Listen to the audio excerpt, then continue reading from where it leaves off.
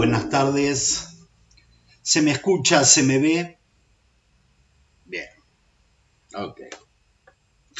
En primer lugar, les quiero agradecer la presencia hoy. Me parece que es la anteúltima del año. Creo. No estoy seguro. La anteúltima reunión del año. En segundo lugar, les quería pedir disculpas que hasta último momento no les hice llegar el aviso de nuestro encuentro de hoy. Y eso tiene varias razones. Una de las razones es que me contagié algo hace unos días. Empezó con un dolor de garganta y después siguió con dolor de cabeza. Y después perdí la voz por momentos en el día, en los días. Se me fue la voz, que ahora volvió, y estoy con una mezcla de paracetamol, pseudoefedrina y cosas por el estilo que me permitieron encontrarme con ustedes. Así que les pido disculpas por ese lado. Bien, me proponía hoy con ustedes seguir dando vueltas alrededor de la cuestión del nudo y la cuestión del escrito. El nudo y lo escrito. Habida cuenta de que en este seminario, en el seminario 21, en el libro 21 del seminario de Lacan, todavía no tenemos un paradigma completamente consolidado, establecido, como en otros seminarios. Si bien la enseñanza de Lacan es dinámica, es progresiva, nunca se establece en un punto y dice hasta acá llegué, sino que va variando, va innovando. Uno a veces encuentra verdaderos puntos de capitón, o lo que haga el equivalente de punto de capitón, de punto de tironeo. Entonces dicen tal seminario, en el libro 23, verdaderamente asistimos a una elaboración borromea de lo que es la clínica. En 2 años antes, todavía estamos con cuestiones que tienen que ver con lo escrito y con cuestiones topológicas del nudo. Hoy vamos a dar algunas vueltas alrededor de eso. Como trabajamos en algún momento, perdón, pero estoy admitiendo gente,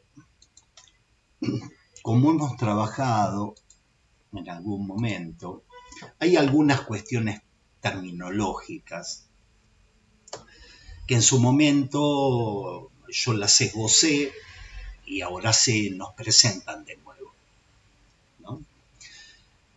Ustedes van a encontrar que se habla constantemente de redondeles de cuerdas, ¿sí? Cuando uno habla de redondeles de cuerdas, con 3 redondeles de cuerdas yo puedo hacer un nudo de 3, que puede ser un nudo borromeo.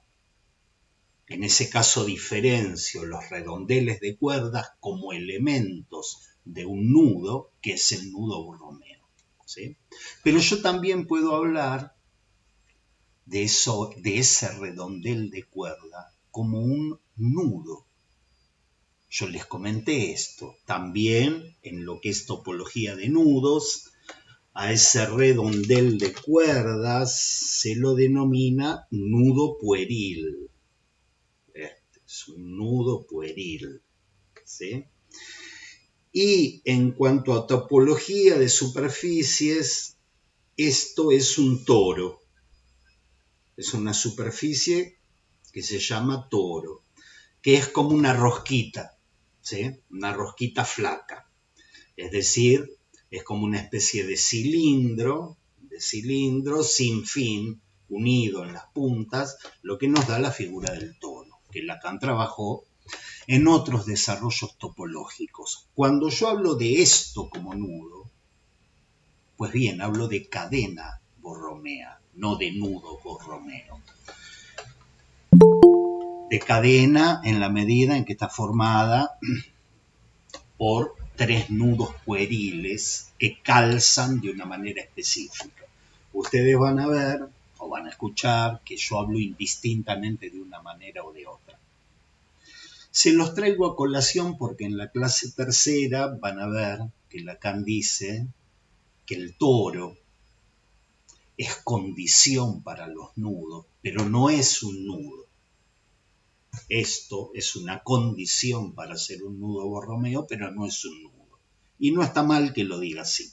De la misma manera que tampoco está mal que diga uno que esto es un nudo pueril y que todos los anudamientos, todos los nudos tienen como origen a este muchacho. Todos los nudos, todos los anudamientos parten de alguna manera del toro. Lo digo porque,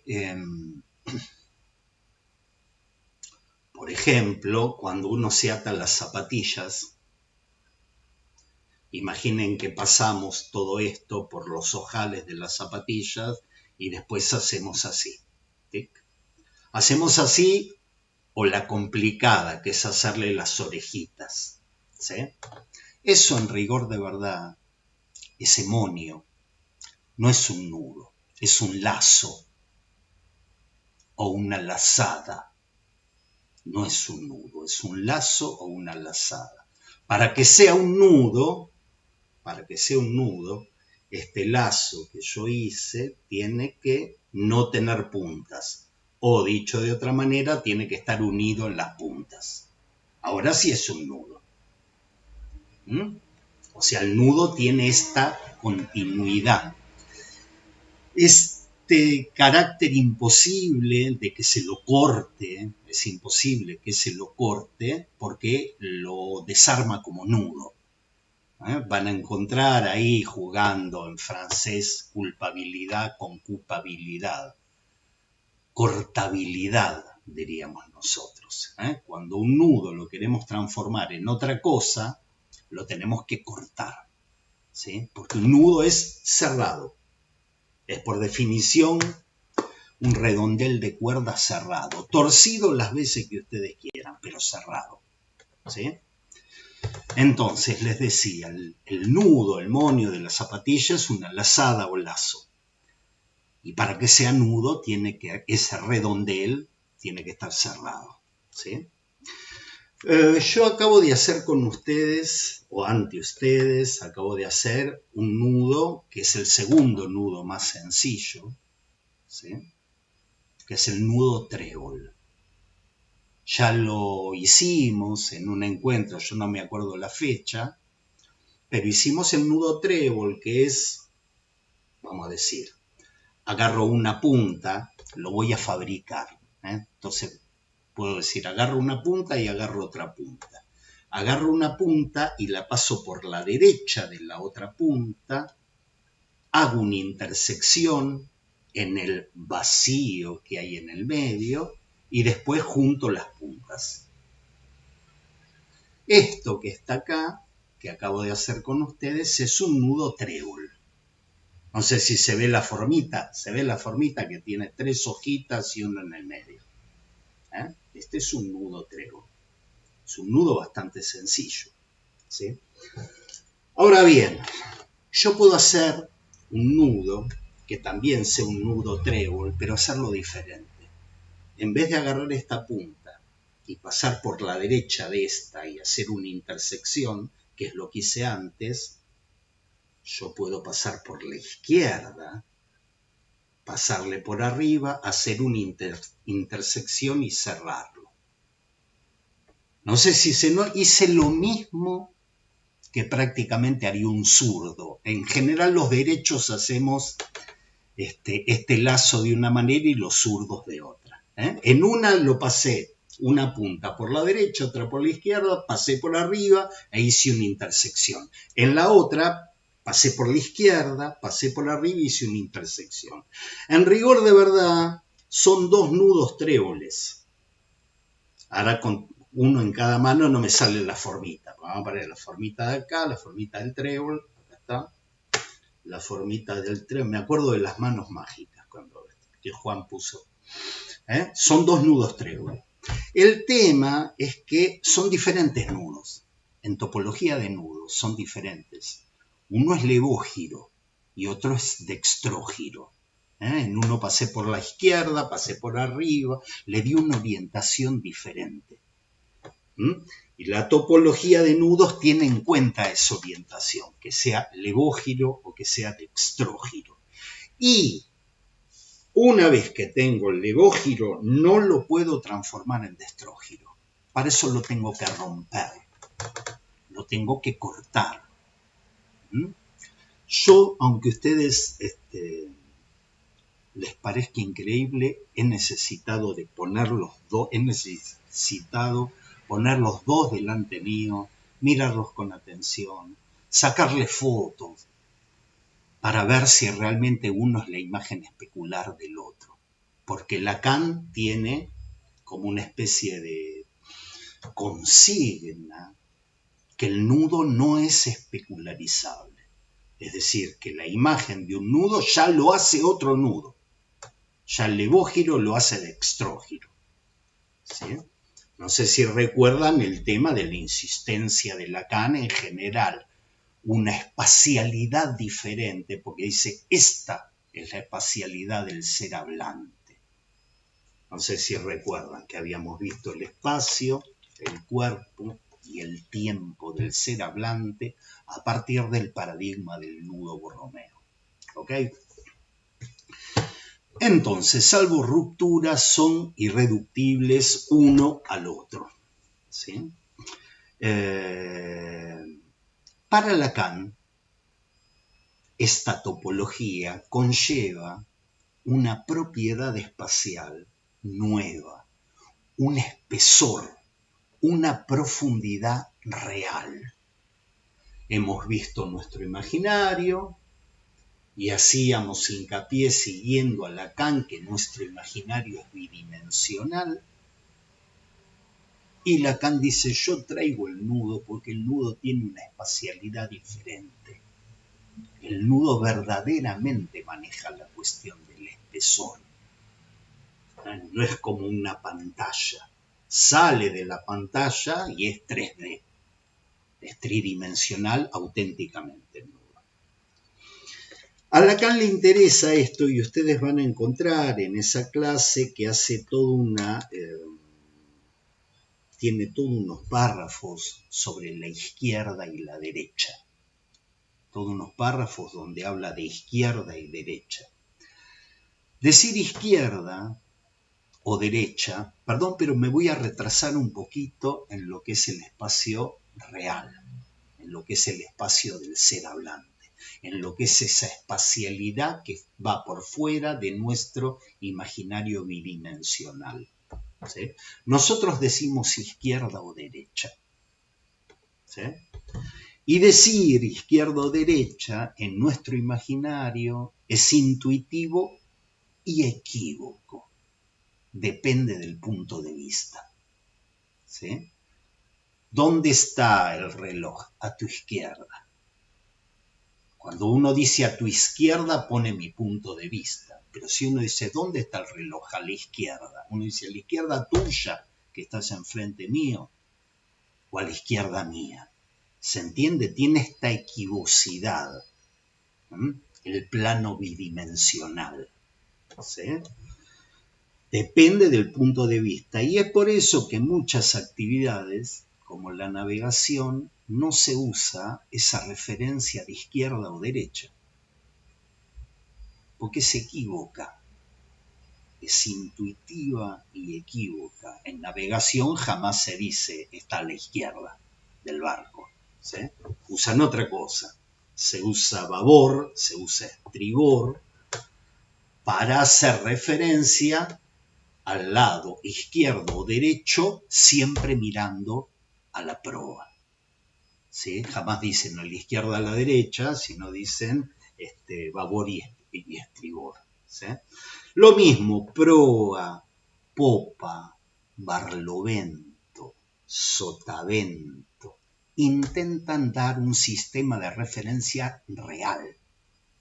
Es una manera de agarrar y decir, no decir izquierda-derecha, porque izquierda-derecha depende del punto de vista que uno lo mire. Pero en cambio, cuando uno dice a sotavento o a barlovento, es un sistema de referencia diferente. Es desde dónde sopla el viento y hacia dónde sopla el viento. O sea, hay un sistema de referencias, voy a decirlo así, más real, que es lo que le empieza a interesar a Lacan. ¿Sí? Y Lacan sostiene que esta propiedad de un nudo, de ser levógiro o ser dextrógiro, no depende del punto de vista, es real. Un nudo es levógiro y eso es una propiedad real, no importa desde dónde lo mires. Te pones frente al nudo y decís, es un nudo levógiro, cuando conoces de nudos. Esto que yo les hice con el nudo trébol, lo pueden hacer ustedes con la cadena borromea o con el nudo borromeo. Yo con ustedes he trabajado que hay varias maneras de armar un nudo borromeo. La más sencilla es la manijita del supermercado, no sé si recuerdan, ¿no? 2 redondeles, hago una manijita y ya tengo un nudo borromeo. Otra manera es poner 2 redondeles de cuerdas separados sobre una mesa y agarrar el tercero, que todavía no está cerrado, y que pasen los cruces por arriba del de arriba y por abajo del de abajo, siempre. Siempre por arriba del de arriba, por abajo del de abajo, por arriba del de arriba, por abajo del de abajo, y de esa manera van a conseguir un nudo que tenga un calce borromeo. ¿Sí? Ahora bien, yo pude haber empezado esta construcción del nudo borromeo poniendo uno de los 2 redondeles de cuerda abajo del otro. Lo puedo empezar así y luego pasar por arriba del de arriba, por abajo del de abajo, por arriba del de arriba, por abajo del de abajo, o lo pude empezar así. Y me va a dar un borromeo construido con el carácter de levógiro o un borromeo con el carácter de dextrógiro. ¿Ok?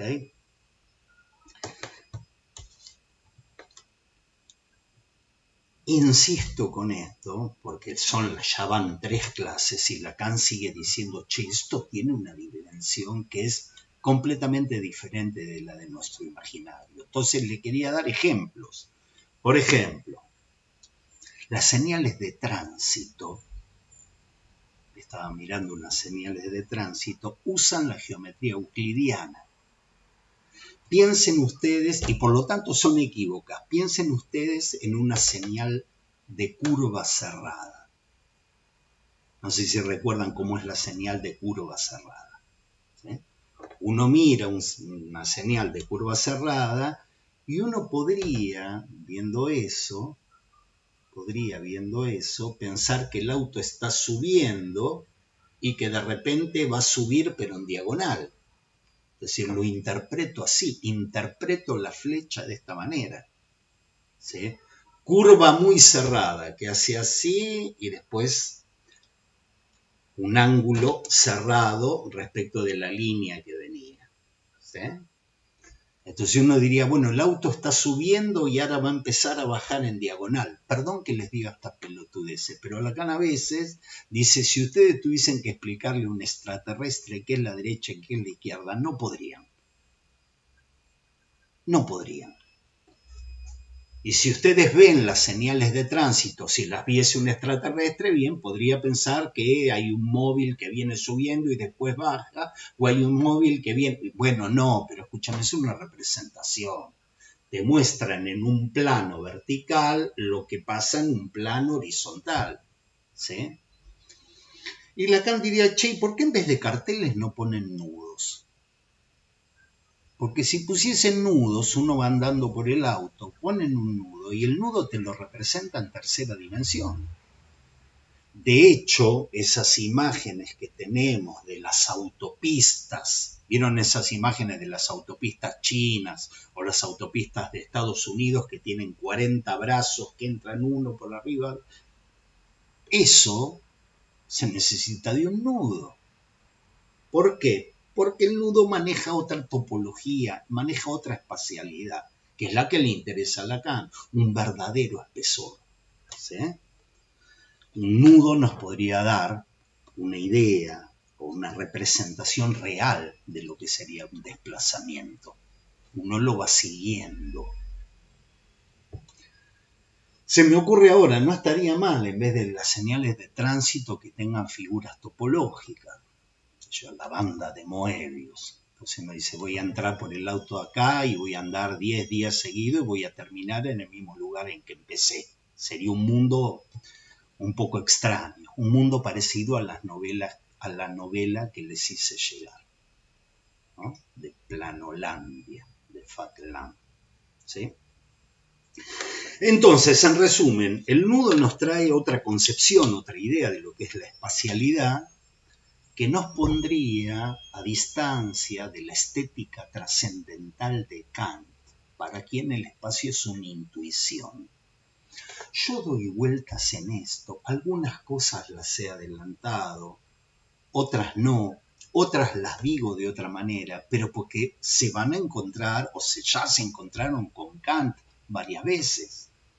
No solamente cuando leíamos a Freud, sino cuando leemos a Lacan en el punto 3, en la clase 3, no en el punto 3. Entonces nos habla de Kant y su estética trascendental. Y Lacan dice, ¿se acuerdan que Freud dijo, ante los a priori kantianos nuestro aparato psíquico, psique es extensa? Bueno, Lacan en este sentido como si le diese la derecha a Freud. ¿Sí? Es otra espacialidad y no la del espacio intuitivo de la estética trascendental, el espacio como noción a priori. Entonces, el espacio que define el nudo es real. Es real. Cuando escribía esto, yo me daba cuenta que muchas veces uso el holandés errante, digamos ejemplos, ese imaginario de la navegación. Siempre personalmente me interesa, despierta en mí el tema de la navegación, todo un imaginario de esta gente que se mandaba hacia lo desconocido, hacia lo no sabido, hacia lo desconocido en unas cáscaras de nuez. El sextante es del siglo XVIII, 1700 y pico, cuando verdaderamente inventan algo que acoplaba la geometría euclidiana con los objetos. Entonces empiezan a trazar líneas rectas, acá está el horizonte, el sol está ahí, hay tantos grados, estamos en una esfera, estamos en este punto, ¿sí? Eso fue en el siglo XVIII. Y el ser humano navega desde muchísimo antes, cruza océanos desde muchísimo antes. Por eso en mí despierta todo un imaginario de esos seres que movidos, vaya Dios a saber por qué, se mandaban a cruzar un océano con unos rudimentos simbólicos franciscanos, con algunos pequeños rudimentos. Cuando escribí esto me detuve un rato en mirar la cartografía antigua, se las recomiendo. Les recomiendo ver mapas antiguos, es muy bonito. Yo tenía acá uno que después lo cambié de lugar, pero tenía un mapa antiguo y que está muy bueno porque en el mapa, vamos a suponer que es un mapa mundi, puede no ser un mapa mundi, está el sol que tiene una carita. El sol que tiene una carita, porque los tipos decían, hemos navegado hacia el sol,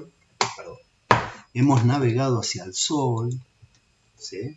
Y entonces hacían marquitas y había otras caritas de gente que soplaba. Es gracioso, busquen cartografía antigua, hay figuras que soplan Y entonces le hacen el dibujito del viento para graficar, en esta zona hay un viento que va para aquel lado, ¿sí? Con esos rudimentos, con todo ese imaginario de los monstruos marinos y unos rudimentos simbólicos, porque tampoco se mandaban de cualquier manera, ya tenían una idea de lo que era el este, el oeste. Estos rudimentos los tipos llegaban a donde habían querido llegar. A veces llegaban a 5.000 kilómetros de donde habían querido llegar, pero llegaban. Es un hecho que llegaban. Es un hecho que a ese mix imaginario simbólico lo real le respondía. Les respondía lo real. ¿Sabes? El logo de la EOL. Muy bien.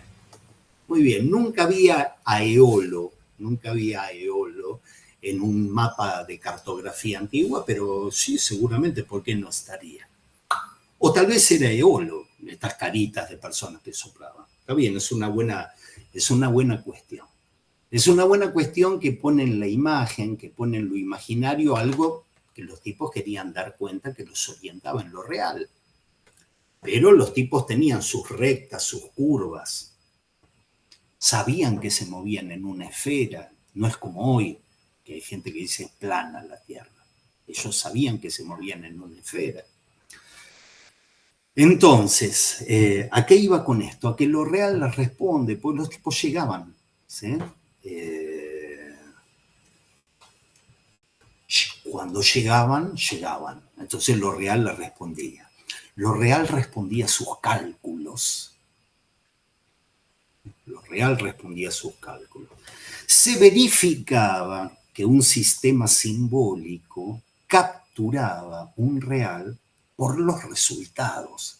Los resultados a mí me permitían verificar que el sistema simbólico que yo tenía había capturado un real. Llegué a las Indias. Después de que no fueran las Indias, que fueron continentes, un pequeño detalle. Pero yo llegué. Estaba la idea de que yendo hacia el oeste se podía llegar al este. Era todo un sistema simbólico que permitía esto. Y los tipos dijeron, llegué. Lo real ha respondido a mis cálculos. Mediante lo simbólico accedían a lo real.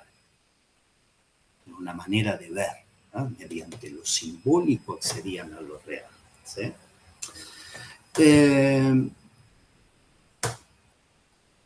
Esta es la concepción básica de lo que es la ciencia. La ciencia dice, el imaginario a mí me confunde, la ciencia se basa en dejar de lado la percepción. La percepción es engañosa, ¿sí? Saquemos eso de lado y vamos a llegar a una fórmula. Va a ser un simbólico que va a capturar un real.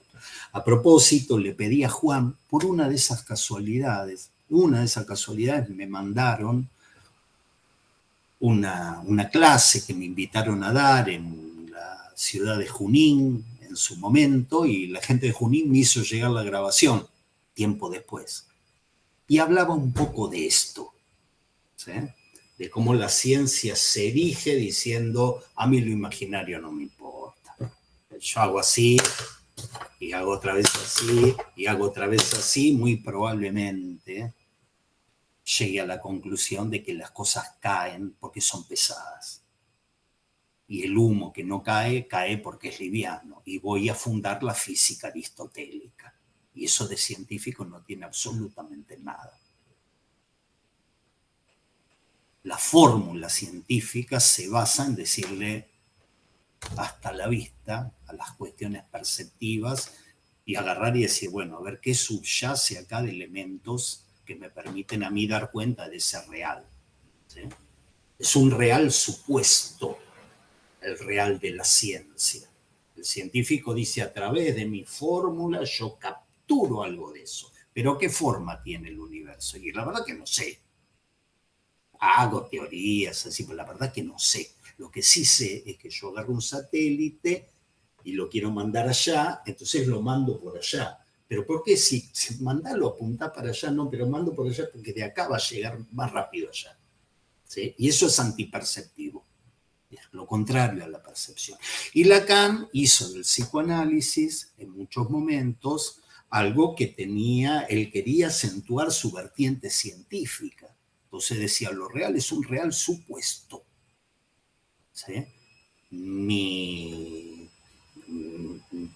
voluntad, mi deseo, ¿sí? Es a través de lo simbólico acceder a lo real. Entonces uno le decía, che, ¿lo imaginario te sirve para acceder a lo real? No, lo imaginario es un espejismo. No, lo imaginario no sirve, hay que correrlo. Y lo simbólico, y bueno, tal vez con lo simbólico yo pueda lograr la fórmula auténtica que me permita un acceso a lo real a través de lo simbólico. Vamos a tener algún problemita, porque esa fórmula no va a tener sentido. Porque en la ciencia las fórmulas no tienen sentido. Son articulación de elementos insensatos. ¿Ok? Yo ya les dije, esto funciona así para las máquinas. Conmigo, que soy un ser hablante, así no funciona. Yo podría hablar de la maquinita velocidad es tiempo sobre espacio o espacio sobre tiempo, y ir cambiando como si fuese una maquinita, pero me lo tengo que imaginar andando en la moto o en el camión. ¿Sí? Necesito ese imaginario. ¿Sí? Entonces, ¿por qué hincho con esto? Porque se van a encontrar, o ya se encontraron, o yo me encontré con algunas dificultades de cuando uno habla de lo real. Si recuerdan el encuentro pasado, cuando yo agarraba y decía, una cosa es un real supuesto, otra cosa es pensar un real ahí, como un ser en el mundo para los filósofos. ¿Sí? Es un real que está ahí. ¿Sí? No es un real supuesto el de ser hablante. ¿Sí? Es un real que nos quedan algunas preguntas de qué relación tiene con la realidad. Porque antes era fácil agarrar y decir, no, pero la realidad es un mix simbólico imaginario. Lo real está en otra parte. Antes no será fácil decir eso. Cuando uno dice un real que está ahí, que no está supuesto, es un real expuesto.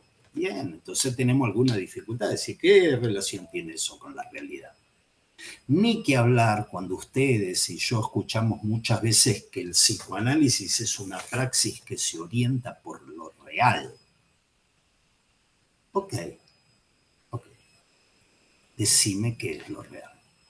Así sé cómo me tengo que orientar. Yo lo digo de manera irónica, pero digo de manera irónica todas estas vueltas que va dando Lacan, que me llevaban ante ustedes a presentarles algunos problemas. No, a lo mejor se los presento, algunos problemas que tuve yo en la lectura, que a lo mejor ustedes los tuvieron y ya los tuvieron y los resolvieron, no los van a tener y verán cómo hacen para resolverlos. ¿Sí? El tema de lo real. Porque con la introducción de los nudos, con la introducción del nudo Borromeo, vamos a encontrar fluctuaciones respecto de aquello que Lacan llama lo real. Cada vez que vean esa palabrita van a decir, che, ¿para qué lado está pateando este? Van a encontrar fluctuaciones de lo que es lo real. ¿Sí? Insisto, antes era un supuesto al que se accedía por lo simbólico y ahora no. ¿Sí? Y se van a encontrar, ya lo van a ver, que lo real, por un lado, es un registro. Real es uno de los tres registros, igual que lo simbólico y lo imaginario. Y van a encontrar frases y argumentos donde lo real es un registro. Pero lo real también van a encontrar que es una exigencia lógica. Como si Lacan dijese, ¿qué es lo real? Es una exigencia lógica. Hay algo que lógicamente me exige pensar una categoría, que es la categoría de lo real. ¿Sí? Es como si yo dijera, les doy una imagen para tratar de trabajar juntos lo real como una exigencia lógica. Es como si yo dijera, hay algo que no es simbólico ni es imaginario. Suponete alguien dice, hay algo que no es simbólico, no es imaginario. Por lo tanto, no lo puedo imaginar ni lo puedo simbolizar. Es algo que no es simbólico ni imaginario. No lo puedo simbolizar, no lo puedo imaginar. Ponele el objeto A. Ponele. Que Lacan termina diciendo es una consistencia lógica. Nadie vio el objeto A, nadie le sacó foto. ¿Sí? Nadie escuchó hablar del objeto A. ¿Sí?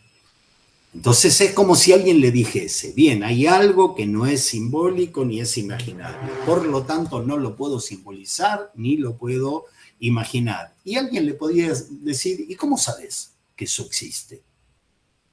Lacan, ¿cómo sabes que eso existe? No lo podés simbolizar, no lo podés dibujar, no lo podés imaginar. ¿Cómo sabes que eso existe? Y Lacan partiría diciendo, o respondería diciendo, porque si yo parto del nudo Borromeo y verifico que lo imaginario y lo simbólico están articulados, tiene que haber un tercero que los mantenga juntos. ¿Se entiende lo que es cuando empieza a decir lo real es una existencia lógica? ¿Por qué es una existencia lógica? Y porque mira el nudo Borromeo, mira, dale que te respondo, la jugamos a que te respondo. Si te digo que partiendo del nudo Borromeo vos ves dos registros y tiene que haber un tercero que lo agarre. Si no andarían sueltos. ¿Sí?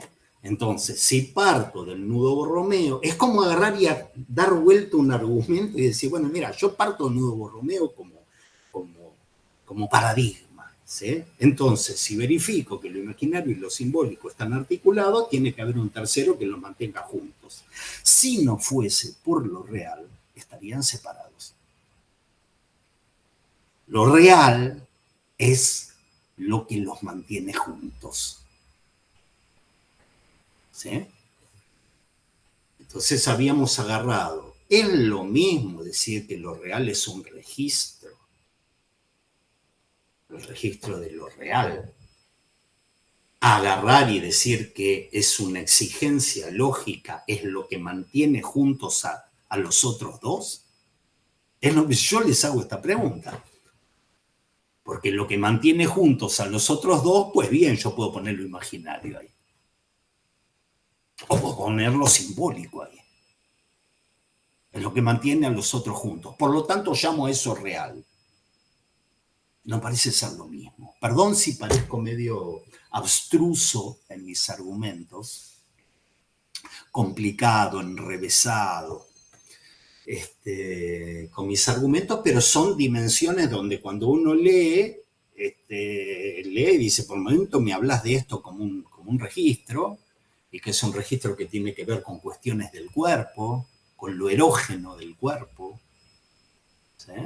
Con las inscripciones del cuerpo, y por el momento me hablas de esto como si tuviese que ver con algo que mantiene unido a los otros registros. Y no es exactamente lo mismo.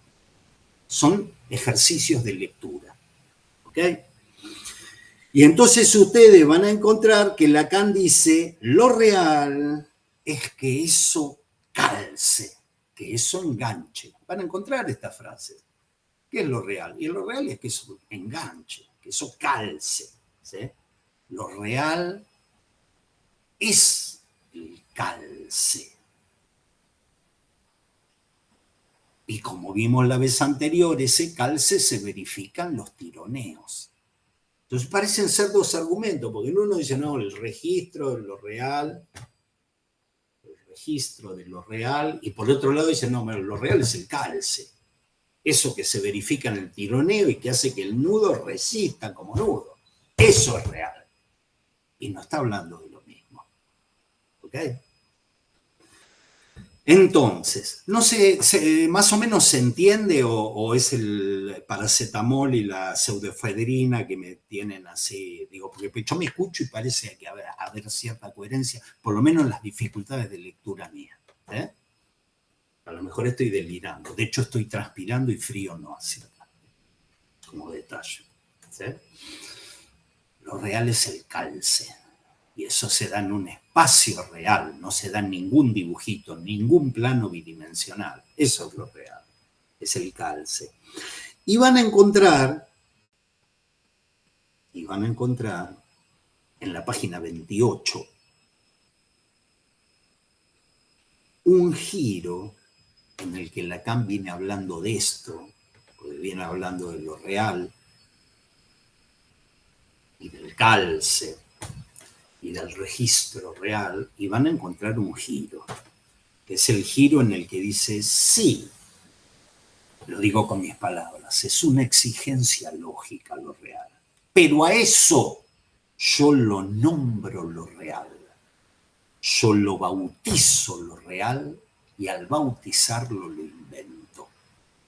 Fíjense, es unos reglones antes de cuando se pone a hablar de religión, unos reglones antes de cuando se pone a hablar de cristianismo, ¿sí? Y me pareció que es llamativo porque presenta a lo real como una especie de efecto o resultado de un acto de palabra. Y acá estamos en dos mundos. Una cosa es agarrar y decir, ¿saben qué es lo real? Una consistencia lógica. ¿Saben qué es lo real? Un calce. Las características de un calce. Eso es lo real. ¿Sí? Y eso existe, y existe ahí. Está ahí. Es un real ahí. Y otra cosa es agarrar y decir, sí, sí, está ahí. Pero yo lo nombro, y al nombrarlo lo bautizo, y al bautizarlo lo invento. Y lo van a leer, van a decir, yo venía para un camino y me mandaste para el otro camino. ¿Sí? Lo van a encontrar reglones antes de que se ponga a hablar de religión, pero ya cuando dice al nombrarlo lo invento, al nombrarlo lo creo, él mismo dice, hay cierta espuma religiosa. ¿Sí? A mí me traía varias resonancias. Una, Juan 1:14, cuando dice, y el verbo, la palabra, se hizo carne. ¿Sí? Es decir, lo nombro, lo nomino, trae el nombrar en inglés, dice, lo nombro, lo nomino, y al nominarlo lo invento. Es una invención mía. ¿Sí? El verbo se hizo carne. O en el Génesis, otra resonancia religiosa que trae Lacan y que a mí me parecía que era bien religiosa, que es cuando en Génesis uno lee, y dijo Dios, sea la luz, y fue la luz. ¿No? Imagínense el acto de palabra engendrando lo real. Hágase la luz. No es que la luz existía y habían apagado la luz. Aclaro una cosa, digo, porque hace existir algo. Lo hace existir por un acto de palabra. ¿Sí? Lo crea por un acto de palabra. Lo inventa por un acto de palabra. Cosa que está en las antípodas de lo real como una exigencia lógica. ¿Ma qué acto de palabra? Esto es una exigencia lógica. La única manera de verificar que hay un real en juego es que si yo me voy con un barco y con un sextante y digo voy a llegar a Cuba, yo llego a Cuba. Si en vez de llegar a Cuba termina en Montevideo, uno dice tu sistema simbólico no articula ningún real. Y eso es una exigencia lógica. Y otra cosa es decir, ¿qué querés que te diga? Lo real es resultado de un acto de palabra. Lo digo, lo nombro, lo creo, lo hago existir. Hágase la luz. Lo invento. Cuando pasen por estos párrafos, deténganse un poco, subrayenlo con un par de lápices negros, porque son estas cosas, es decir, ¿a dónde me está llevando? ¿Qué clínica me estás trayendo? Si entre nosotros hubiese alguien que jamás se acercó al psicoanálisis, si hoy entre nosotros hubiese alguien que jamás se acercó al psicoanálisis, diría, este tipo que está hablando de cualquier cosa. conoce, menos de psicoanálisis. Está hablando de una cuestión de religión, unos nuditos así que no se sabe para dónde van. ¿Qué clínica que es esta? ¿Dónde verifico esto? Un real engendrado por un acto de palabra. Por eso digo, deténganse en eso. Parece un cuento de, no sé, alguien hizo existir, no sé qué, de Harry Potter.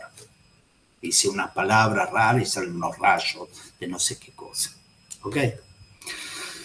Y entonces, lo real sería el efecto de un acto de palabra. Y va a transmitirnos el esbozo de la idea de que en psicoanálisis se trata de eso. Es un caminito que les propongo para tratar de pensar lo real, para tratar de pensar un saber real que es el resultado de un acto de palabra. Les dije el final del caminito para no jugar con el misterio, ¿sí? Pero estamos tratando de pensar un real que es fruto de un acto de palabra, efecto de un acto de palabra. Y en ese sentido va a retomar un argumento que nosotros ya hemos trabajado el año pasado, lo voy a decir mal pero rápido porque lo hemos trabajado, ¿sí? El argumento de que el psicoanálisis, al igual que el cristianismo, hace jugar a la palabra en el plano de la verdad. ¿Qué tienen en común el cristianismo y el psicoanálisis? Que ambos dos hacen jugar a la palabra en el plano de la verdad.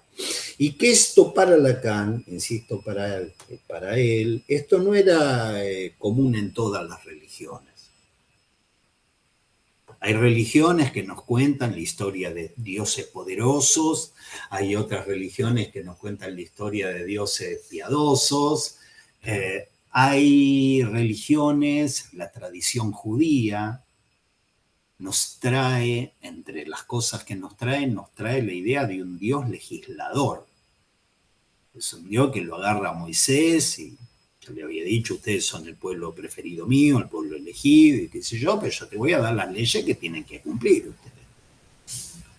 Es un Dios legislador, es un Dios Elohim, es un Dios bastante bravo, ¿no? Bastante bravo, te puede hacer mandar matar a tu hijo mayor, es un tipo que se encabrona, de mecha corta, vamos a decir. Pero lo que uno puede extraer, ¿sí?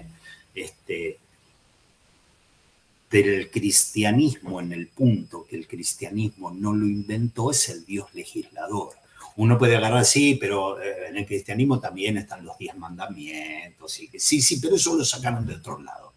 Eso no es lo propio del cristianismo, te diría Lacan. Eso ya estaba antes, ¿sí? En la tradición judía. De tal manera que para Lacan el cristianismo es la religión verdadera, no porque diga cosas que sean más verdaderas que las otras religiones. No es por eso que es la religión verdadera, sino que es la religión que se basa en el hecho de hacer vibrar la dimensión de la palabra en el plano de la verdad. El año pasado o el anteaño, cuando estuvimos antes del barroco, trabajamos bastante estas cuestiones, ¿no? Decíamos, el cristiano se descifra en la palabra divina, ¿sí? Han venido los evangelios, la buena nueva, la novedad, y decíamos, y esto está escrito de tal manera que el cristiano no puede sino descifrarse en eso. No puede sino descifrarse a partir de eso. ¿Qué quiere decir que el grano de mostaza es muy pequeño, pero el árbol de mostaza? La fe es como el grano de mostaza. Bueno, hay que regar el grano de mostaza y te va a salir un árbol enorme. Que sí, pero ya me estás interpretando. porque el grano de mostaza vamos a poner que es duro de masticar. O sea, la fe es algo duro de masticar. Me estoy descifrando a partir de una palabra, ¿sí? A partir de la palabra evangélica, ¿sí? Estoy descifrando en eso, ¿sí? ¿Y eso qué hace? Produce efectos de verdad.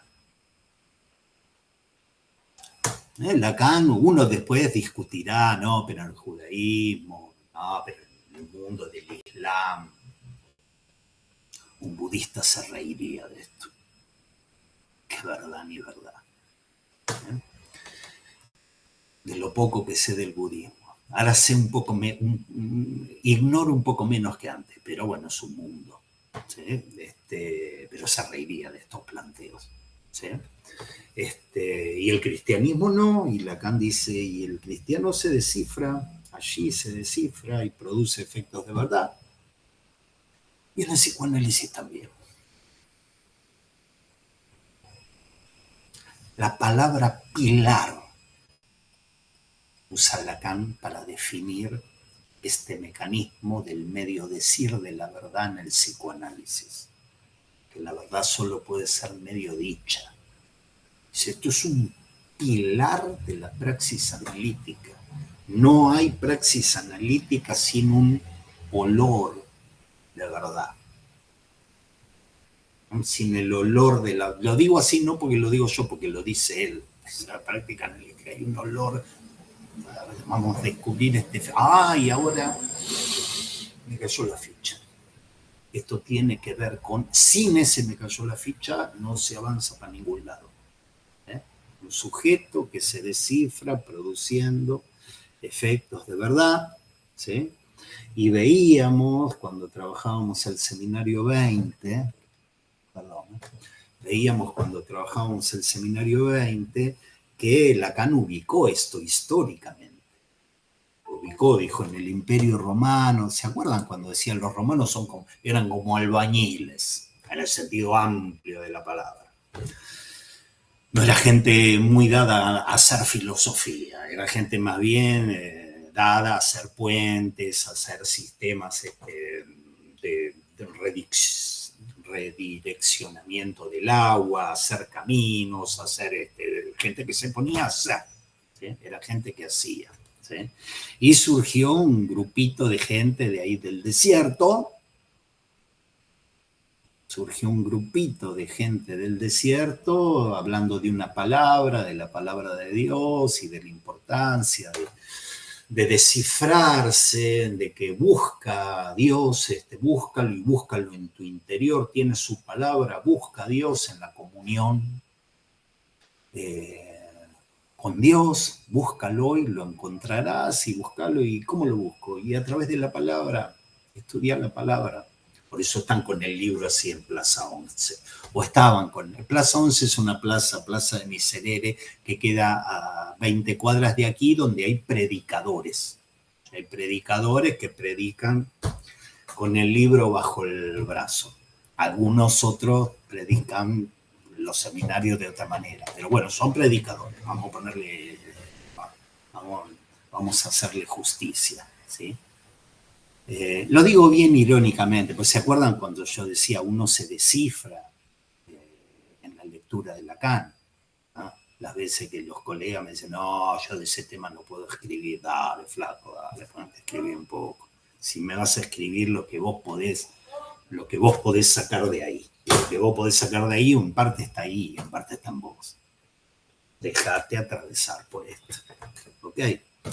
Entonces Lacan lo ubicó, dijo, salieron unos muchachos del desierto y convirtieron la orgía en una misa. Y ya la esclavitud empezó a ser algo malo y el goce empezó a ser algo inmundo y la verdad estaba en otro lado. Un romano, antes del cristianismo, le decía la verdad, y te iba a decir, ¿qué es la verdad? Yo tengo esclavos, tengo un harén de minas acá y hago unas orgías terribles y qué sé yo, y ¿qué me venís a hablar de otra cosa? Y estos dijeron, no, el mundo es inmundo. ¿Se acuerdan del mundo inmundo? De dejar a los goces, eso que no tiene valor, y la verdad está en otro, y la tenés que buscar, y está en la palabra de Dios, ¿sí? Entonces, Lacan sostenía que esa verdad solo puede ser medio dicha. Hay un medio decir de la verdad. ¿Sí? La verdad no puede ser dicha toda. Y ubicaba tanto en el cristianismo como en el psicoanálisis algunos efectos del medio decir de la verdad.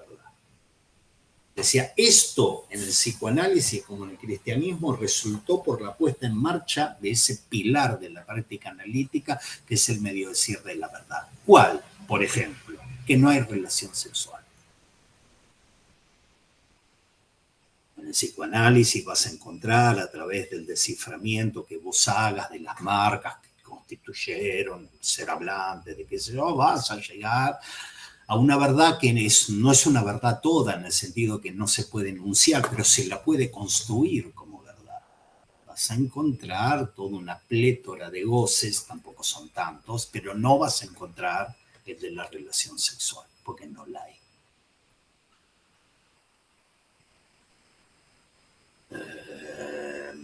Y en este sentido, cualquier persona que se acercase a un análisis, uno diría, y en algún momento tiene que tener alguna cuestión de desengaño respecto de esto.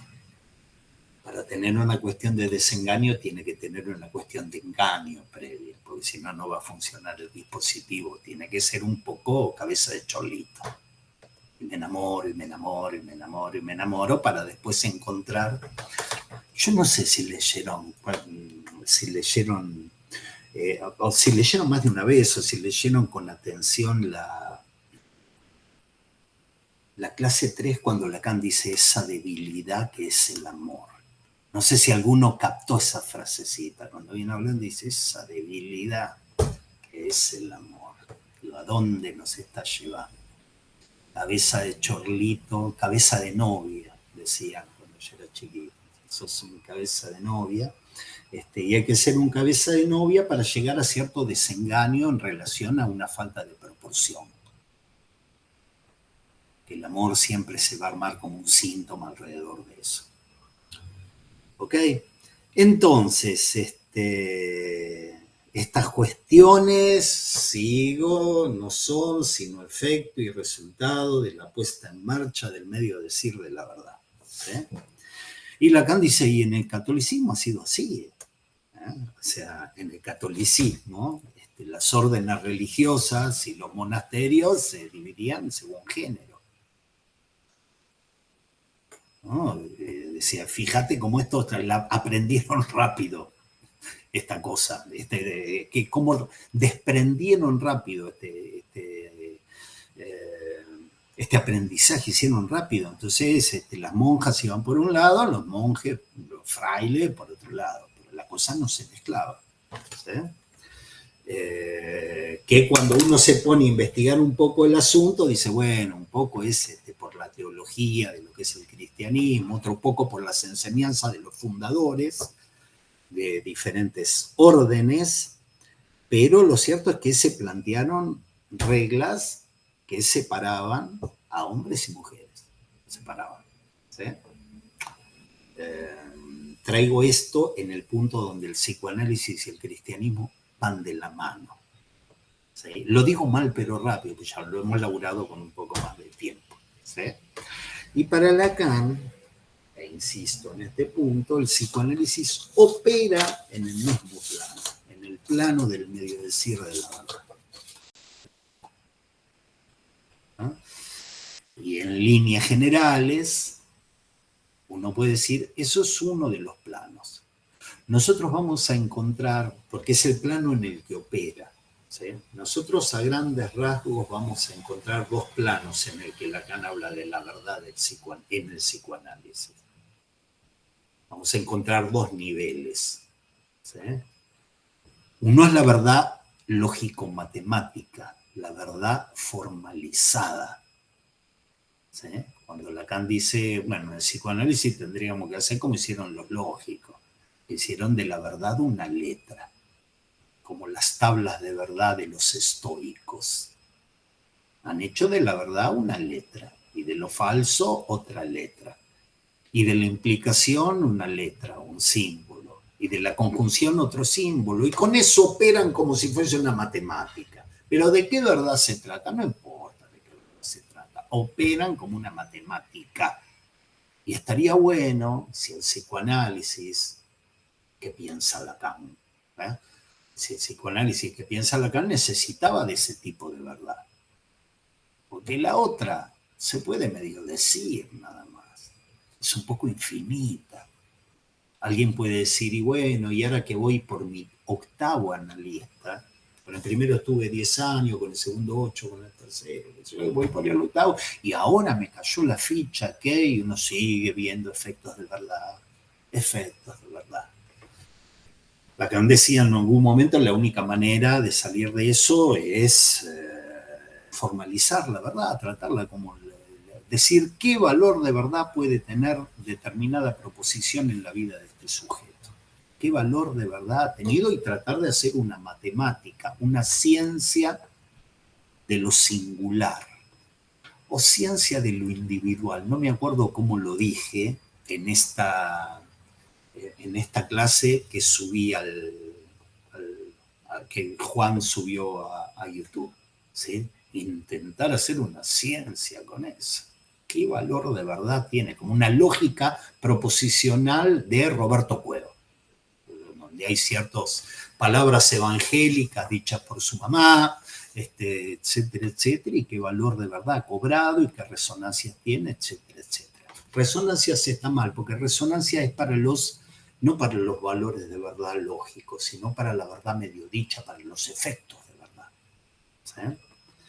Y en este sentido, este es el otro plano, la operatividad de la verdad, la operatividad del medio decir de la verdad del psicoanálisis o en el psicoanálisis. Y entonces se van a encontrar en esta clase 3, porque viene trabajando temas que venía trabajando en el seminario 20, le viene dando vueltas, por eso a veces uno dice, bueno, vuelvo a pasar por acá, ya había pasado, pero volvemos a pasar. El psicoanálisis es una experiencia de palabra. Freud dijo, no hipnotizo más, no hago ni catarsis ni nada, yo me pongo a hacer la cura por la palabra. ¿Sí? Entonces empezó siendo una cura por la palabra. El tema es que la cura por la palabra ya implicaba hacer vibrar a la palabra en el plano de la verdad. Quiere decir, detrás de tu síntoma hay algo. Así que te duele la cabeza cada vez que volvés a tu casa y está tu esposo. Mira, mira, qué valor de verdad tenía ese dolor de cabeza. Entonces Freud, que se pone a hacer, si ustedes quieren, una praxis epistémica, una praxis que se basa en el valor de verdad de la palabra, se encuentra con que las pacientes le empiezan a pasar cosas con él. Alguna coquetea con él, otra se enoja con él, otra lo trata a él como si fuera el padre malo. Entonces dice, che, poner en marcha el medio decir de la verdad no es algo en vano. Empiezan a pasar cosas acá. Parece que esa operatividad del medio decir de la verdad en el plano de la palabra tiene consecuencias fuertes. ¿Sí? Y uno caracteriza así el dispositivo que inventó Freud. ¿Sí? Y siguiendo a Lacan dice, sí, está bien, pero vas a ver que en este plano no puede ser toda dicha. Siempre vas a tener efectos de verdad. No va a haber una verdad de la verdad. No va a haber una última interpretación que devele no sé qué cosa de la verdad, de la verdad, de la verdad toda. He llegado a la verdad, eso no camina. ¿Sí? Y no camina en el psicoanálisis, ¿sí? No camina en el psicoanálisis y no camina en la religión tampoco. Porque en la religión de la verdad, ¿sí? En la religión verdadera, cada vez que se ha querido decir una palabra toda, empezaron guerras, hogueras, martirios. ¿Sí? Empezó toda una historia donde uno dice, mira a lo que lleva a querer decir una verdad toda. ¿Sí? Entonces Lacan va extremando esa equivalencia Si ustedes quieren, entre el decir la verdad toda en el plano de la religión verdadera y decir la verdad toda en el plano de la praxis analítica. Si no se puede, lleva a lo peor, lleva a matarse, lleva a la hoguera, la horca, me sale la secesión, la sucesión, no es ni la secesión ni la sucesión, la inquisición, inquirir, lleva a la Inquisición. ¿Sí? Más vale una verdad medio dicha. Y esto, el cristianismo, especialmente el catolicismo, los católicos apostólicos romanos dijeron, más vale una verdad medio dicha. No desearás a la mujer del prójimo. Deseado, un poco la deseé. Va, dale, te confieso, y ya está, reza, 3 Padres Nuestros. Fíjense qué relación con la verdad. No es la relación del protestante con la verdad. ¿Sí? Vos sabés si obraste de acuerdo a lo que vos pensás que está bien. Vos sabés. Y acá no hay confesión que valga. Vos sabés. Uno de nuevo Lacan dice, sí, ya sé dónde lleva todo eso. ¿Sí? Más vale una verdad medio dicha. Es un poco. No robarás. Vos no vivís en Argentina. En Argentina si no afanas un poco, ¿viste? ¿Sí? Más vale eso. ¿Sí?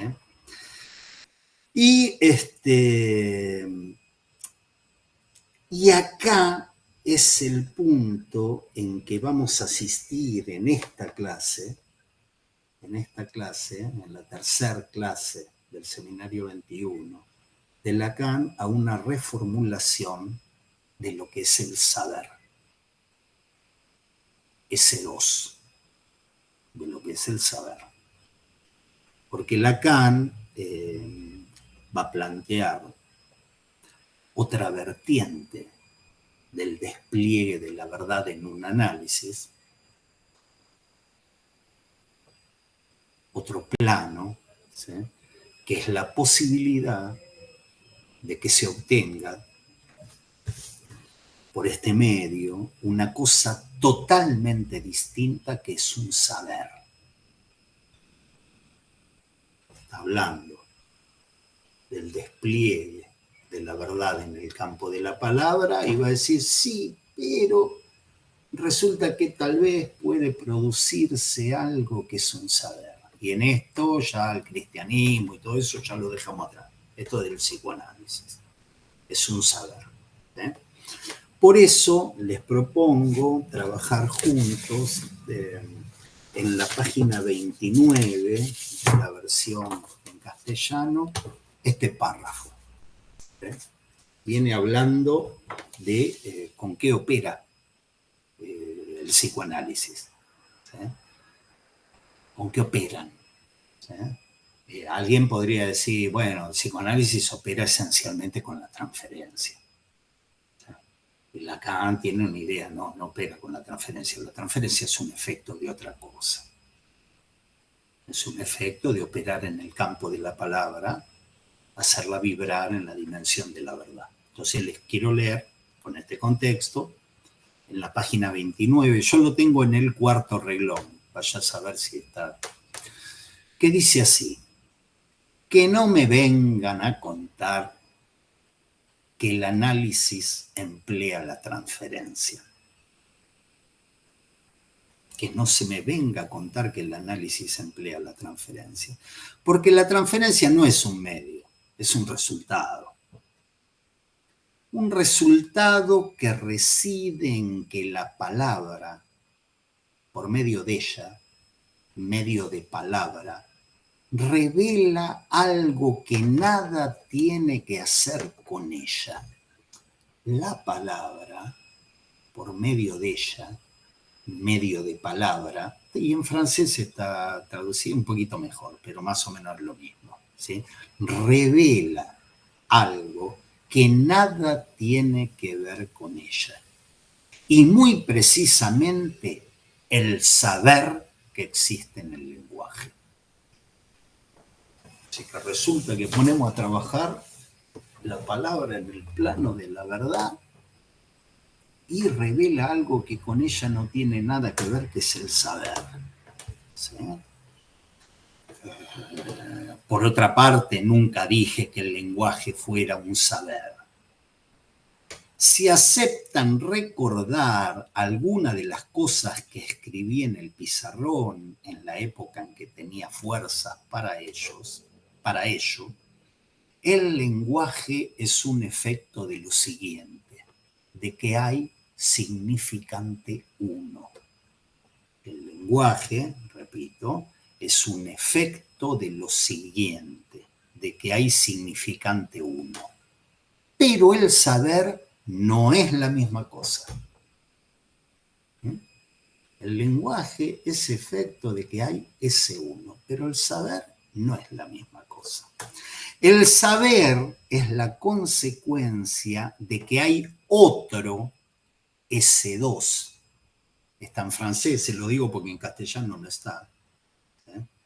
Que hay otro significante, ese dos, con el cual hacen dos, en apariencia. ¿Sí? Repito la frase, el saber, ya lo vamos a trabajar, pero el saber es la consecuencia de que hay otro significante, ese dos, con el cual, con ese uno y ese dos, hacen dos, en apariencia, porque el segundo obtiene su estatuto justamente del hecho de que no tiene ninguna relación con el primero, de que no forman cadena. Una frasecita no es para leerla una vez, es para leerla 3, 4 veces, pero hay una cosa que nos está diciendo, ¿sí? La palabra la hace vibrar en el campo de la verdad, va a aparecer un saber en eso que se habla, ¿sí? Ese saber, ese dos, aparentemente se relaciona con los S1 del lenguaje, ¿sí? Pero no tiene nada que ver. Está en otro plano, no hacen cadena. Es una frase muy interesante, digo, es una frase interesante porque Lacan, hemos estudiado Lacan en el punto donde S1 y S2 es ese binarismo, digamos, es el punto central de lo que es la cadena significante. Nosotros, yo me formé de esa manera. S1 y S2. S1, anticipación del S2. S2, por retroacción con el S1, produce un efecto de significación, pero están articulados, S1 y S2 están articulados en una cadena. ¿Estamos? Y acá dice, no hacen cadena. S1 y S2 no hacen cadena.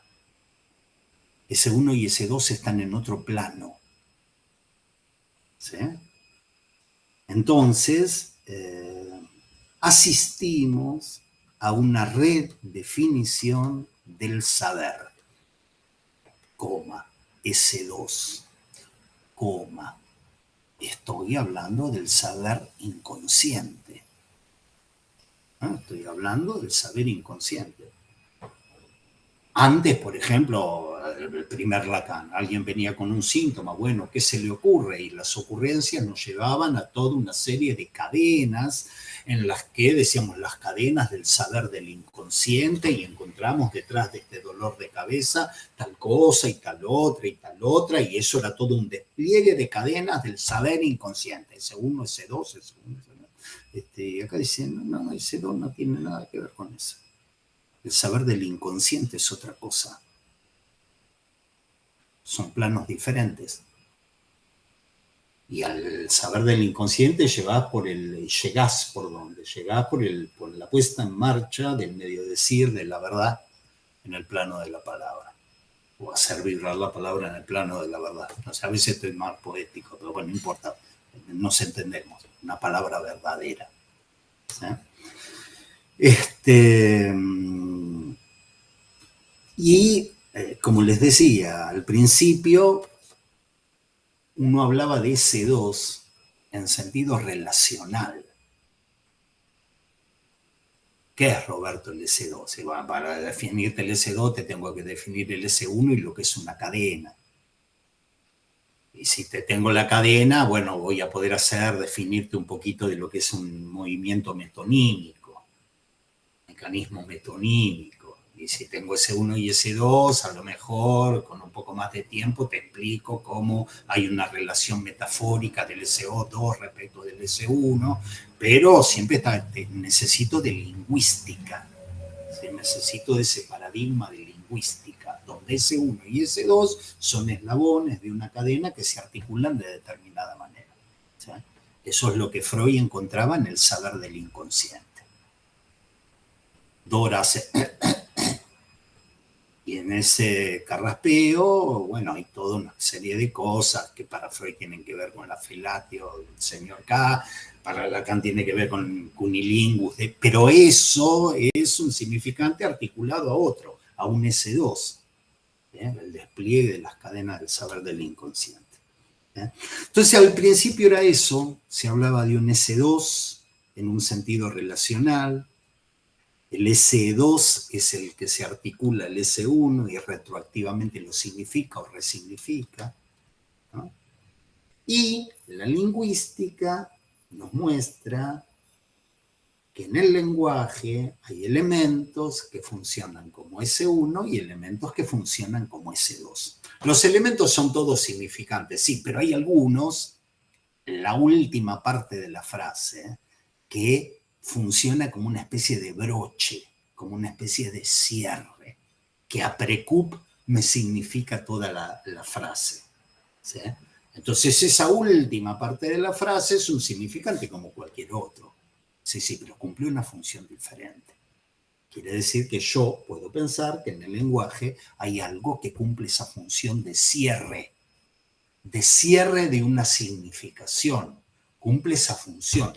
Esa función opera dentro del lenguaje. En el lenguaje hay elementos que se caracterizan por ser lo que no son el otro.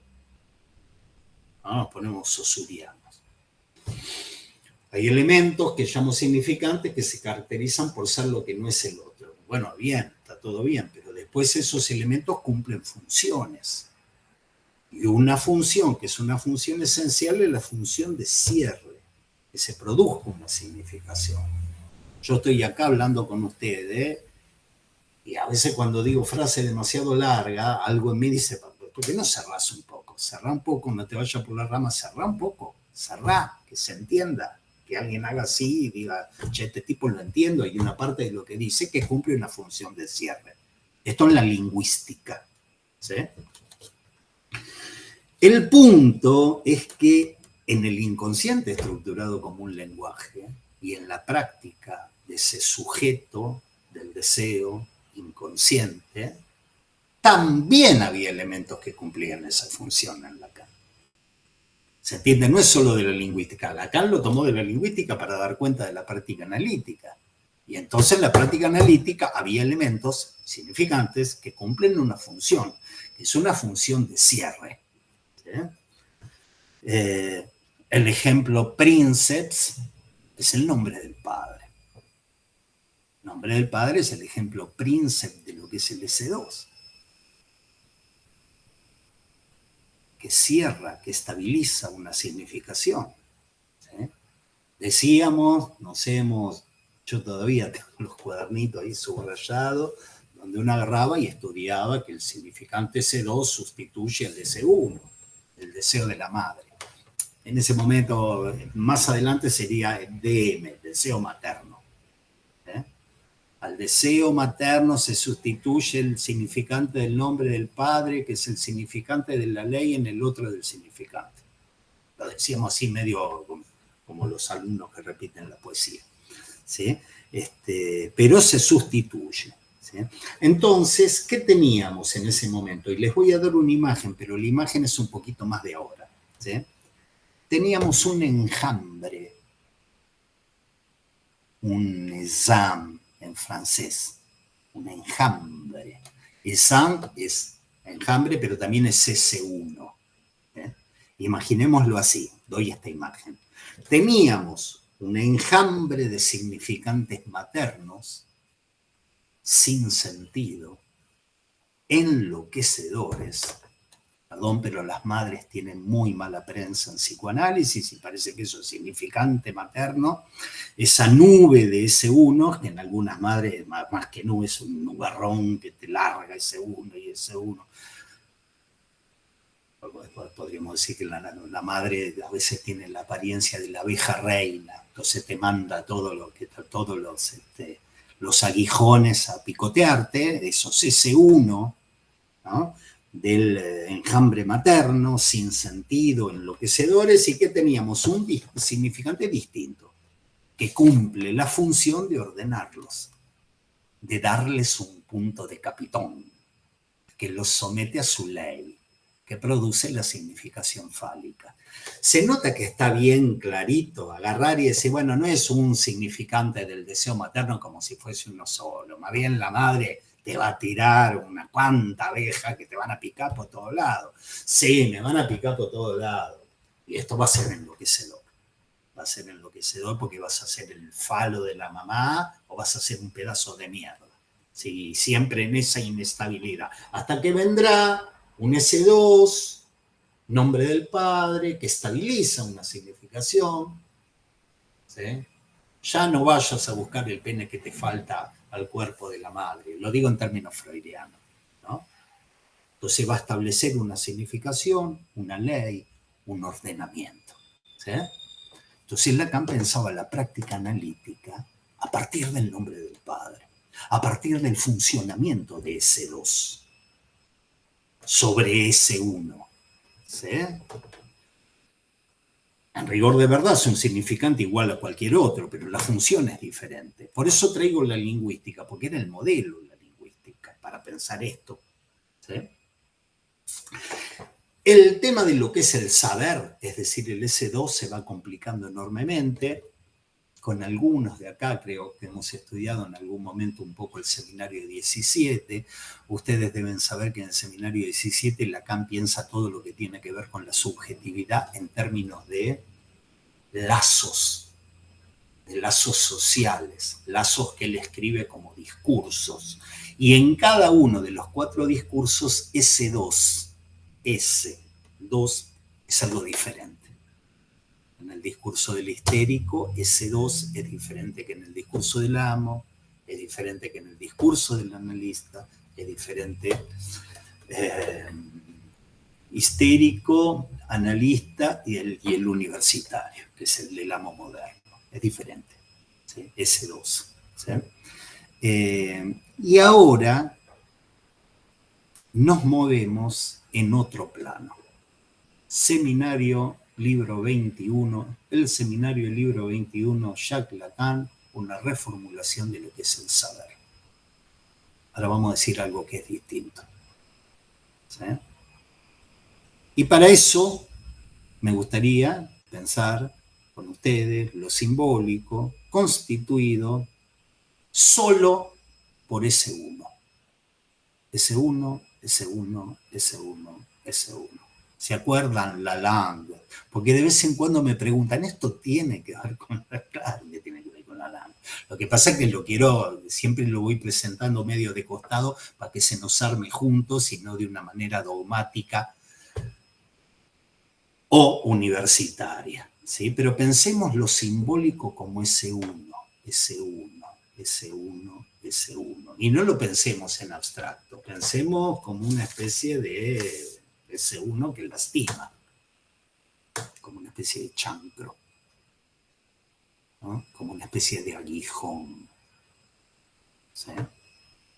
Entonces tenemos esto. Lo simbólico constituido solo por ese 1 es un enjambre de ese 1 sin nada que haga de ese 2. Fíjense qué manera de entrar aún más allá del nombre del Padre. En lo simbólico, señor Lacan, ¿hay algo que cumple la función del S2? No. No. Lo simbólico es algo que S1 y S1 y S1 y S1 y S1. Lacan en la frase que les leí no dice lo simbólico, dice el lenguaje, pero no importa. Tomemos el lenguaje, dice Lacan, el lenguaje está constituido por S1 y S1 y y S1 y S1. ¿Ok? Lo simbólico está constituido solo por ese enjambre, no hay S2 en el lenguaje, no hay ninguna avispa, ningún aguijón que venga a decir, no, te pinchó porque te portaste mal. ¿Sí? Nada más que S1 y S1. Y es este el punto donde Lacan empieza a pensar un ser hablante sin nombre del Padre, más allá del nombre del Padre, no que la forclusión del nombre del Padre, sino pensar el ser hablante por fuera de la lógica que él había tenido del nombre del Padre como C2. ¿Sí? ¿Qué hay en rigor de verdad? Hay un aluvión de S1, el enjambre, sin articulación, sin lógica, y hay de eso un sujeto descifrándose respecto de ellos, y que al descifrarse encuentra efectos de verdad. Se entiende, cambio el plano. ¿Qué hay solo? Hay S1, sí, hay S1, pero hay un sujeto que se descifra respecto de esos chancros, respecto de esos aguijonazos, respecto de esas marcas de la yerra, ¿viste? Que nos pegan así, depende de pequeños, que nos han marcado como vacas, y uno agarra y se descifra a partir de eso. Es decir, tenemos el Chang y el aluvión de ese uno y el plano del medio decir de la verdad. Un sujeto descifrándose respecto de ellos y que encuentra efectos de verdad. La idea de Lacan es que ese trabajo del medio decir de la verdad,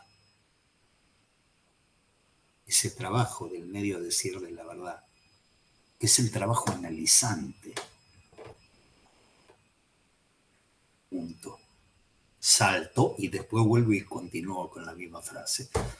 En algún momento yo les he dicho que nosotros hacemos algunos análisis esclarecidos respecto de un otro que se supone tener cierto esclarecimiento respecto de su lugar.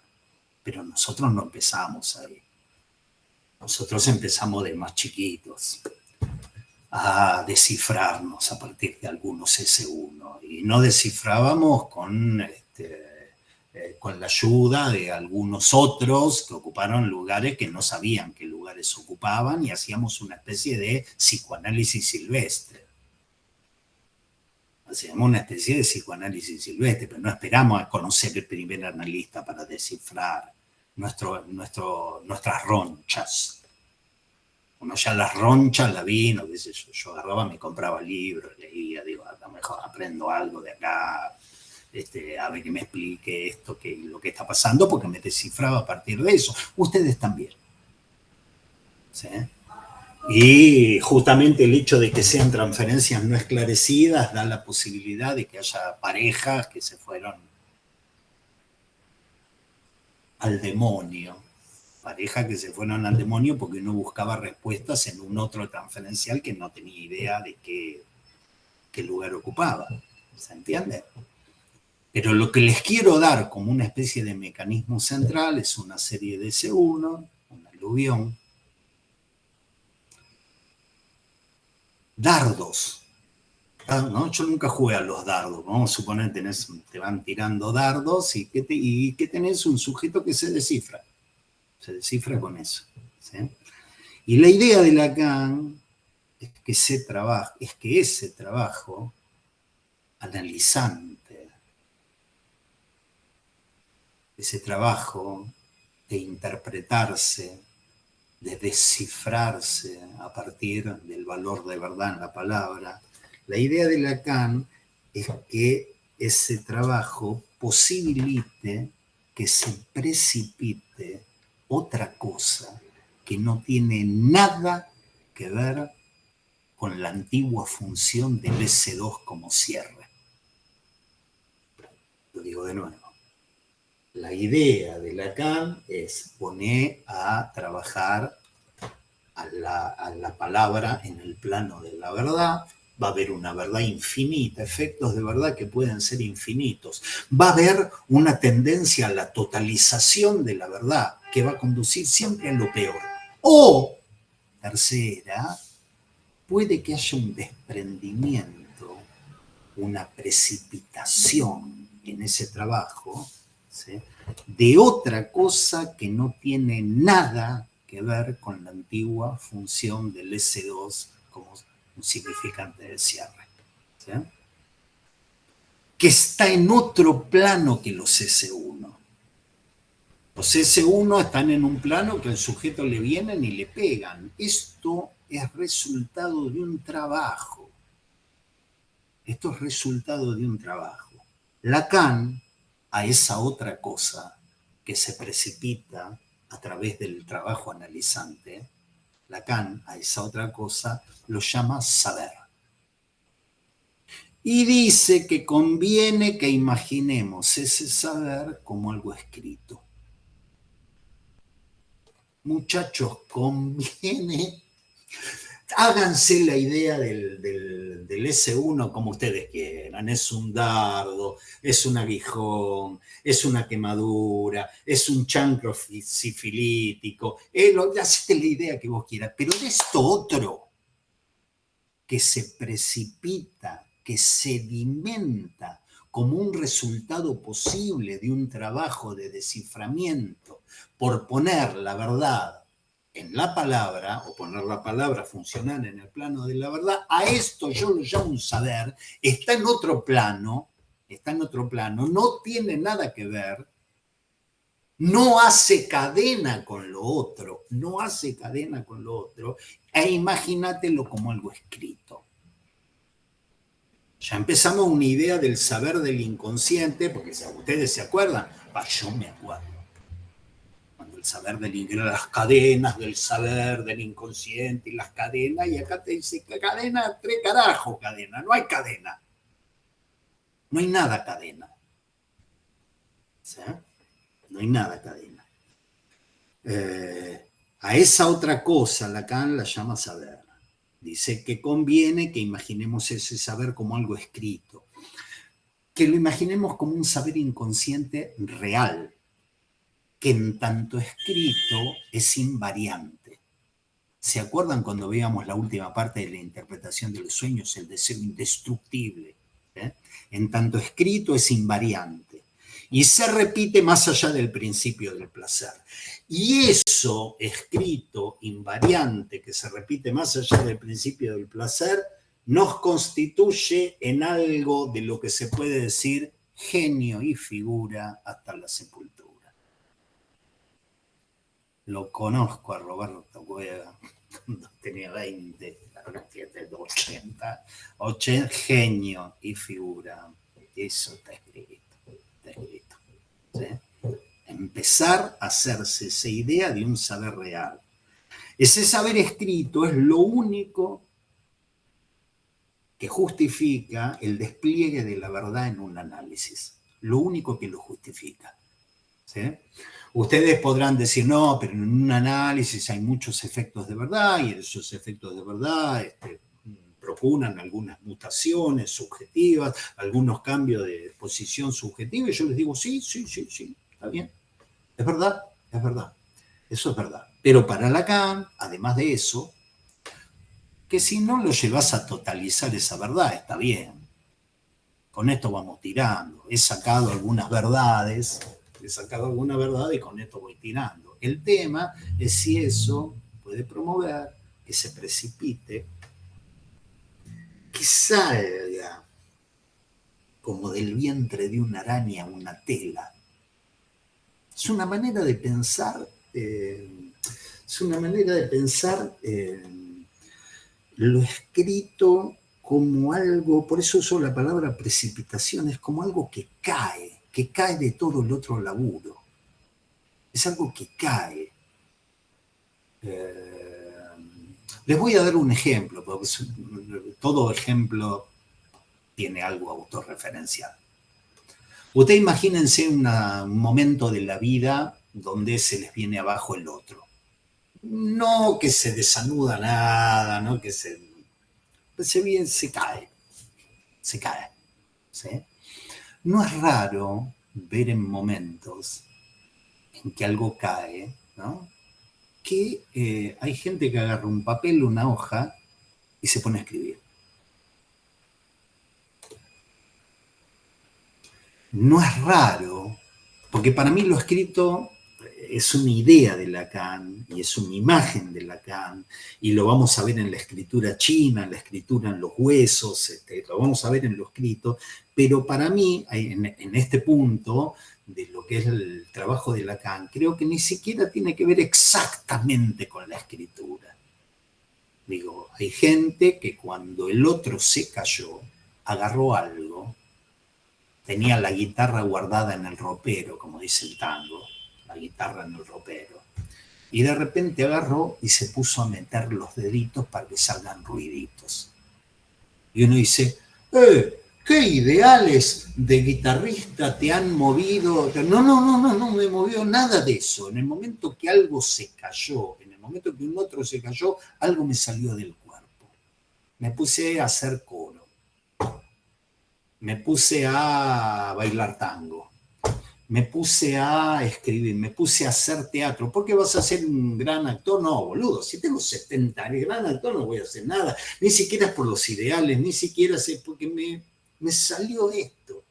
Y un análisis tiene algunas características, que es si verdaderamente sacude, si verdaderamente trabaja sobre las significaciones establecidas, procura de alguna manera una especie de caída.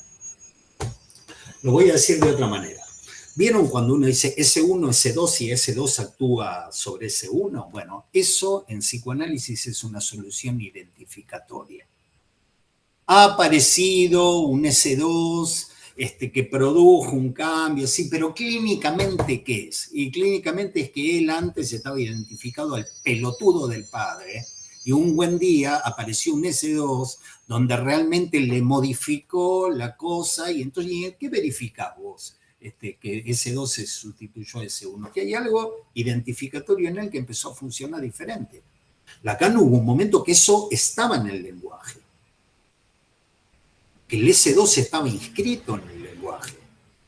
Es más, la metáfora paterna no es sino eso, es el núcleo de eso, pero uno lo ve en cada caída de la identificación, porque el análisis apunta a que caigan identificaciones. Bien, una cosa es apuntar a que caigan identificaciones para que aparezcan otras soluciones identificatorias, S2, nombre del padre, y una cosa diferente es agarrar y decir sí, pero en la caída misma existe la posibilidad, en la caída del otro, existe la posibilidad de que algo, que se precipite algo real. ¿Y en qué lo vas a notar? Yo no sé, viste, escribí esta mierda, pero la verdad es que la publiqué, escribí esta mierda, pero esta mierda es la cosa más real mía. El sonidito de estas 6 cuerdas, que cada vez peor, sí, pero es lo más real. ¿Sí? Entonces, clínicamente, ese saber del inconsciente, ese saber real, es el verdadero anclaje del sujeto. Ese saber real es el verdadero anclaje, el verdadero ancla del sujeto. El punto repetitivo del saber inconsciente. Un saber real es algo fijo, invariante, que nada, pero nada le debe a un S2. Nada, pero nada le debe a un S2. No existe el S2 en el lenguaje. Por eso dice, el lenguaje es S1, S1. El saber es otra cosa. Léanla varias veces la frase que le leí, porque es muy profunda, porque trabaja sobre este estatuto real del saber inconsciente, ¿no? Este saber no hace cadena con la nube de S1, con el enjambre de S1, porque tiene un estatuto diferente. ¿Sí? Y cada vez que ustedes vean escrito el discurso analítico y vean que como el agente, que en el lugar del agente está escrito el objeto A y en el lugar de la verdad aparece el saber, Lacan está hablando de esto. El saber en el lugar de la verdad. El saber en el dispositivo analítico es aquel que pone en funcionamiento la verdad que se juega en la palabra, con la esperanza de que se deposite, se sedimente un saber que sea real. ¿Sí? Y por eso, si ustedes miran bien el tema del discurso analítico, yo lo doy en medio cortocircuito.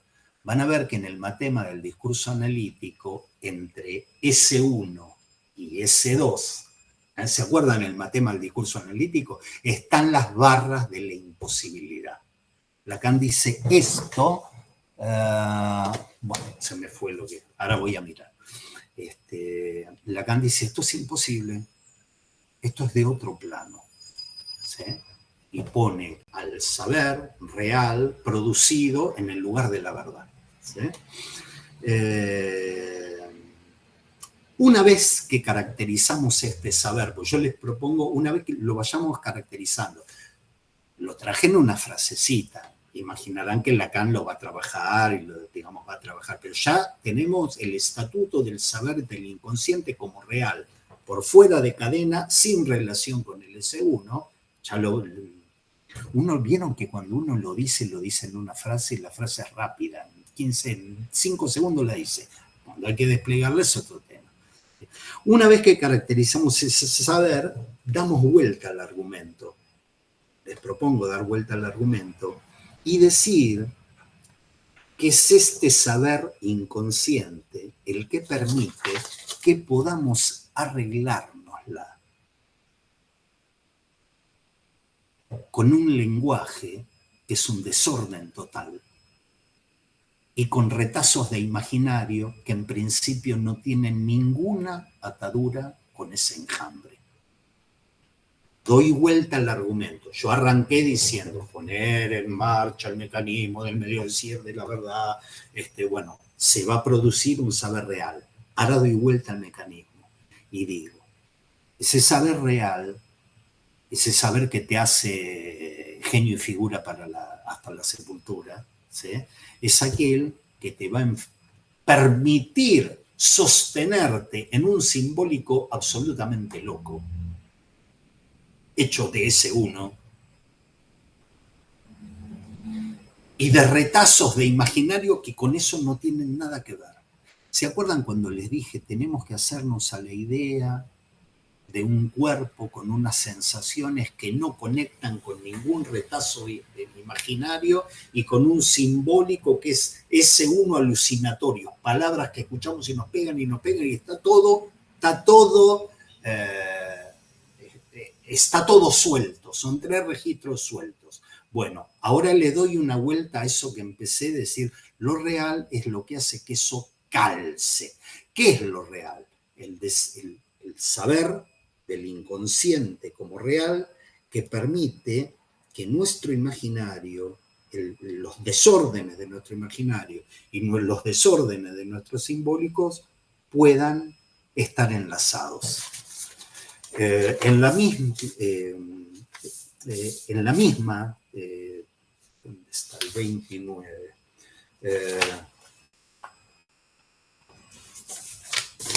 Si lo busco en castellano no lo encuentro, pero si lo busco en francés sí lo voy a encontrar. El punto en que Lacan dice, entre S1 y S2 hay lazo. Dice, no hacen cadena, hay lazo, redondeles de cuerda. ¿Ah? Esto es un pantallazo, seguro vamos a seguir trabajándolo, pero yo voy a dejar acá para ver si hay preguntas, comentarios.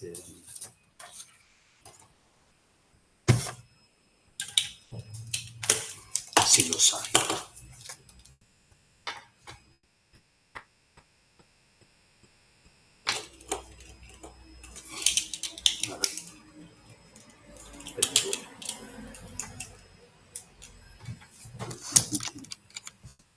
A ver, María de Los Ángeles. ¿Para qué María de Los Ángeles veo si otra.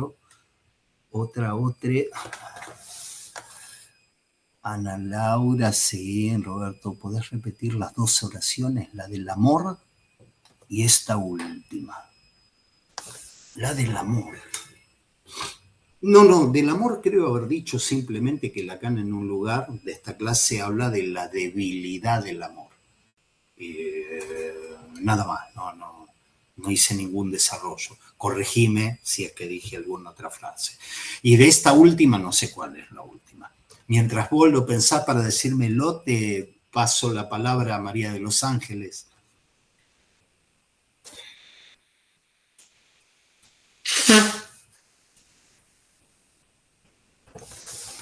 ¿Está ahí? ¿No? ¿Se fue?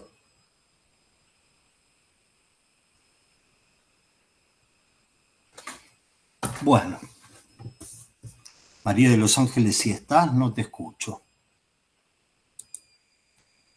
Y veo que no está, el logo, muchas gracias. Bien. Bueno, es una pena que no hayamos podido. ¿Alguna cuestión, alguna pregunta, algún pedido de declaración? ¿No? Bueno, entonces vamos a dejar acá. Estimo que nos encontraremos la vez que viene, que sería el 2 de diciembre, y ahí termina nuestro año. Gente, les agradezco la presencia, les mando un beso.